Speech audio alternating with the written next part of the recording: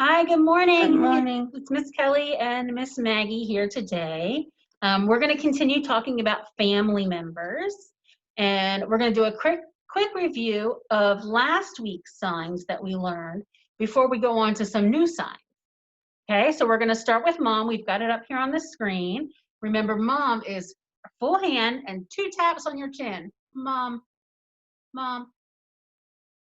All right, let's see what else we've got here.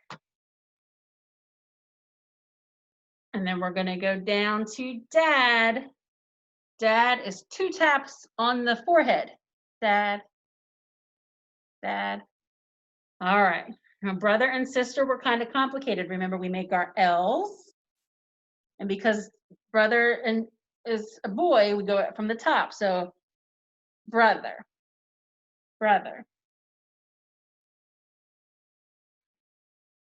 And then we'll go down to sister. Sister, we take our L's again, but we go from our chin. Sister. She's my sister. So the new signs we're going to learn today start with grandpa. And grandpa, you can tell from the little picture in the circle at the bottom, we start at our forehead just like we do for dad, but instead of doing a double tap, we make one jump out. So it's kind of like my dad's dad. And then if you were going to do great grandfather, you would do 2 taps, 2 jumps. And it's the same with grandmother. There's 2 taps from the chin, or 1 jump for grandmother, and then 2 for great grandmother. All right. And then aunt, we're going to make an A with our hand, which is like a fist with our thumb on the outside. And we put it next to our chin and make a circle. A for aunt. An uncle, in the sign language alphabet, this is the sign for you. Uncle starts with you. And so we take it to the top by our temple here and make a circle. Uncle. And then the last sign we're going to use is cousin. So cousin starts with C, and this is the C in the sign language alphabet. So if you're going to say cousin, you just make a circle. If it's a boy cousin, you do it at the top. And if it's a girl cousin, do it by your chin. C for cousin. Those are good signs. So we're going to take a second and we're going to read a book about ants. Okay, so we're going to get that ready. All right, so we are ready to read. We're going to read a story called My Aunt Violet. Okay, and one of the neat things about this story is that we're going to use a magnet board, which is a cookie sheet for us we're using, and we're going to put magnets on it that match the story. So magnets are a great way to just play and to have fun. And cookie sheets are great because they're magnetic and you can play with them when you're sitting on the couch or maybe when you're in the car. So they're lots of fun. I have lots of magnets at home that I use. I've even made some magnets for our classroom with our pictures on it. So we're going to start. Miss Maggie is going to put our pieces up. We have little magnetic pieces that we're going to put on our magnetic board. So I'll try to hold it up. Or Miss Maggie can hold it up, yeah. And I can hand her the pieces. So this story, again, is about my Aunt Violet. This is Violet. And a red wagon. Remember our aunt, Aunt Violet. One day, my Aunt Violet, here she is, came to play with me. We took my red wagon, and started down the sidewalk. At the end of the block, we saw Mrs. Hernandez working in her yard. She gave us a pretty sunflower. Sunflower. We put it in the wagon. We may need a lot of space because there's a lot of things going in this wagon. Oh, and you know what we should do? Let's put the little boy on there. On there too. He's helping to fill the wagon, maybe. He just kind of tucks on there. When we rolled past the park, I saw something in the grass.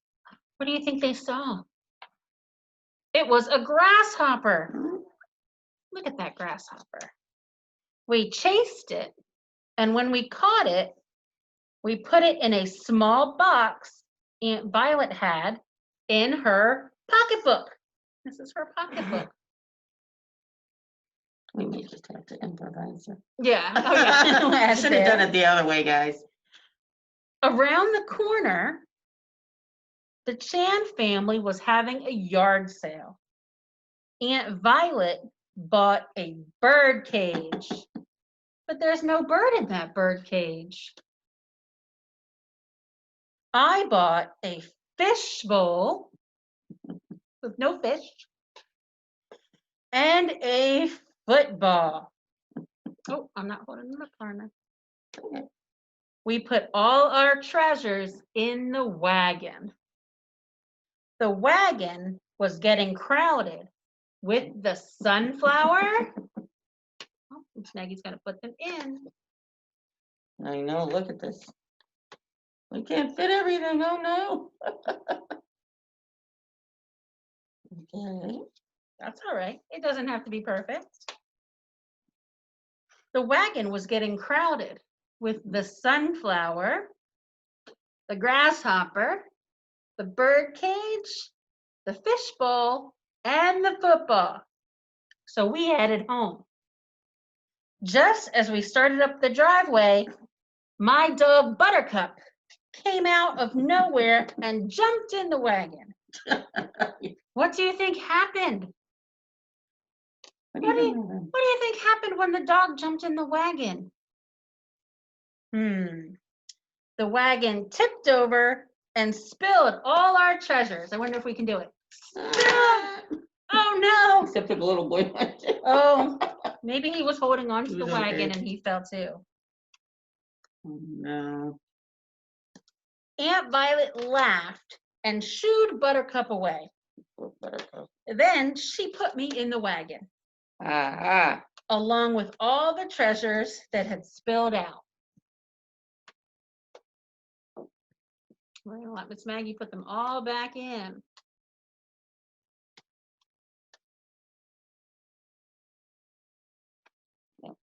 Stack them up. That is a very full wagon. She pulled the wagon into the garage. We couldn't wait to show Mom and Dad all our treasures. Do you see all these things in that wagon? Do you have a wagon? I don't have one, but I think if I had one, I would fill it up with stuffed animals and books, because I really like books. When my kids were little, I used to put them in the wagon and pull them along Oh, because they yeah. would have a lot of fun. We have a wagon like this on our playground here at school. Mm-hmm. It's not red. I think it may be blue. But our friends love to be pulled in the wagon. Mm-hmm. But that's a really nice story about our aunt. A for aunt. Mm-hmm. And you know, maybe like when you guys look and you said since we looked at a book about relatives, maybe you guys can look at pictures you have at home of your aunts or cousins or grandparents, and talk about them with your mom and dad or your grandparents themselves. And maybe they can show you pictures like when they were young, and things like that. So you can, remember people and just talk about your family. It's a way to be closer and, just have fun looking at the pictures and the stories behind them. Next week is Thanksgiving. And one of the things that we talk about at Thanksgiving is how thankful we are for the people that are in our lives. So maybe you could draw a nice picture for a family member, put it on the refrigerator. Or maybe you can, maybe if you're not near your grandparents or your aunts or uncles or cousins, maybe you could send them a picture in the mail. So we would love to see Yeah. what you do and hear what your family does to celebrate. And we will look forward to learning more about our families. Next week, we're going to be talking about our pets. Because pets are important parts of our family. Yes. Some people have dogs or cats or rabbits. 2 dogs. My one of my nieces had rats Oh, at one point. no. Yeah. And they didn't have any hair on them. Oh, So we will talk all but about anyway. we will talk all about the different kind of pets that we can have at home. And we will look forward to sharing that time with you. Everybody take care Stay safe and and stay safe. have a nice Thanksgiving. Yes, we will see you later. Bye, Bye-bye. guys.